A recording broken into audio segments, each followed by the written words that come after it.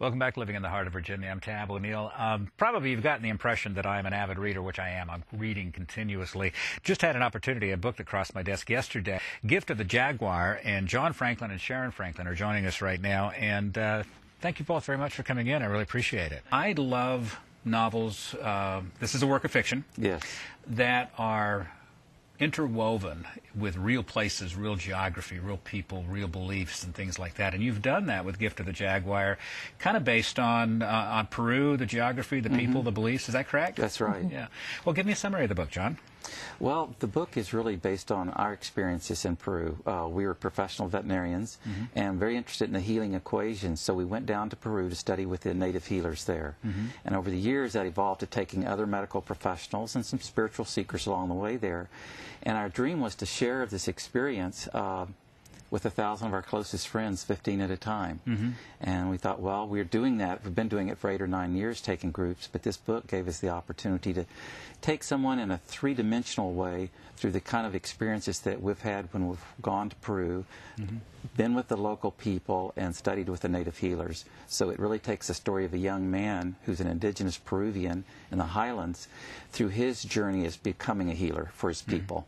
And then that way the reader gets a chance to learn a lot about the culture, but also we hope to have their own third-dimensional experience of the road to health and well-being.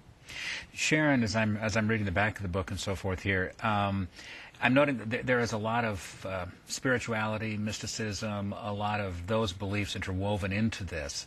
As you were introduced to that in your time in Peru, what discoveries did that bring to you, or revelations or self-revelations did that bring to you about the way that they approach life? They really approach life in balance and harmony with nature.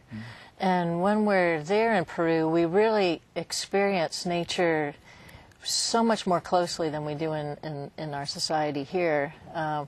And so just the beauty of their respect for nature, for the mountains, the rivers, the sun, and just the way that nature all comes together to support us, it was really heartwarming. And the land is just really pristine, but it's really powerful.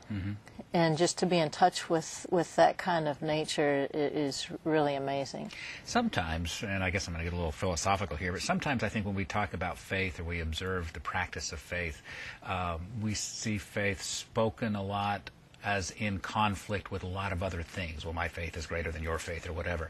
I get the impression from a lot of Native Americans, Native South Americans, that faith and spirituality was interwoven in all aspects of human and of life. You probably just hit the key thing in the approach of the indigenous people of Peru that have gone back for millennia, and that there is no segmentation between the body, the mind, and the spirit, and the environment. It's interwoven together. And their beliefs in such as like sacred places on the earth, such as Machu Picchu and the mountains of Peru. When the Spanish missionaries first came and introduced the Christian faith to them, they had no problems at all. They thought, well, here's another wonderful spiritual resource. And so it's a very inclusive society in that way. Is this a book that we can read a book for gleaning of knowledge, but a lot of times we just want to kick back and be entertained? Are we going to find that, Sharon, in this, a story that's going to engage us and entertain us as well? Definitely. It's a story that does pull you in, and as John said, it's really a kind of a three-dimensional. We took the sounds, the smells, the sights, and the feeling of being in Peru and wove that into the story so that the reader can really feel like they're there, and we've gotten that feedback from people, and that they can be actually on their own journey as they see the young man taking his journey. Then they can kind of think about how does that apply to their life, and take the journey also.